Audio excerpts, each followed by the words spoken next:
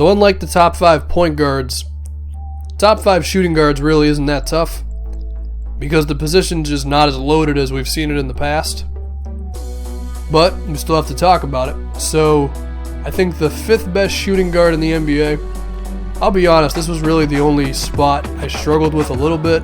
I thought about DeMar DeRozan, but then I realized his percentages suck and he can't hit threes.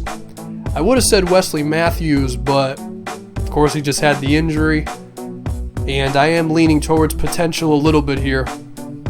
Going with Bradley Beal of the Wizards at number 5. I don't think Beal has completely broken out yet, but we saw it in the playoffs, and part of it was because John Wall was out.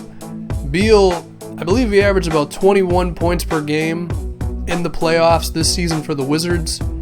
And really, I think the reason why Beal hasn't broken out yet, he did have some injury problems, but also I just don't think he has the right head coach. I mean, Randy Whitman doesn't know what the hell he's doing. And the roster around him isn't very good outside of John Wall. So I think that's what's holding Beal back. I think you put Beal in the right environment, the guy's destined to average over 20 points per game in the regular season. Like, he just is. I mean, just look at 40% already from 3 with his physical abilities. I mean, come on. Number 4, DWade. He's still a top 5 shooting guard in the NBA. Is his health an issue? Yes, it's definitely an issue. And if this was top 5 who I'd want to have on my team, I don't know if DWade makes it because of his health. But if we're just talking sheer ability, yeah, he's a top 5 point shooting guard in today's NBA. Barring the fact that he still can't hit threes, he's a quality mid-range shooter, he's a great shot creator and maker, and his percentages are still very good, even though he can't really hit the outside shot. Defense is, well, it's declined. It's the best way to put it. But on a good night, DWade can still be a quality defensive player. So, yeah. Number 3, Jimmy Butler. I don't think anybody saw his ascendance coming. Going from basically a defensive player to a 20-point scorer. And apparently this season he's going to try to be playing point guard a bit more. And I don't think Jimmy Butler's hit his ceiling as a scorer just yet, because his strength and physicality combined with his improved jumper and ball handling, Butler's going to be really good for a long time.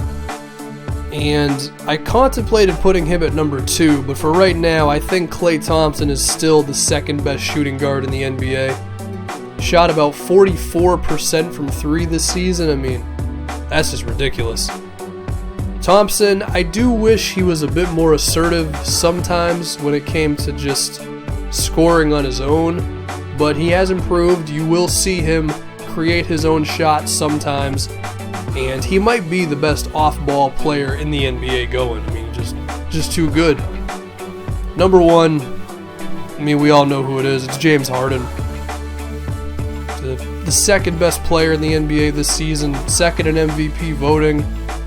What he did carrying the Rockets all the way to the 2 seed and the Western Conference Finals, just ridiculous. I mean, there might not be anybody tougher to guard in the NBA today, partially because the guy gets to the free throw line whenever the hell he wants to, but doesn't mistake the fact that just teams can't stop him.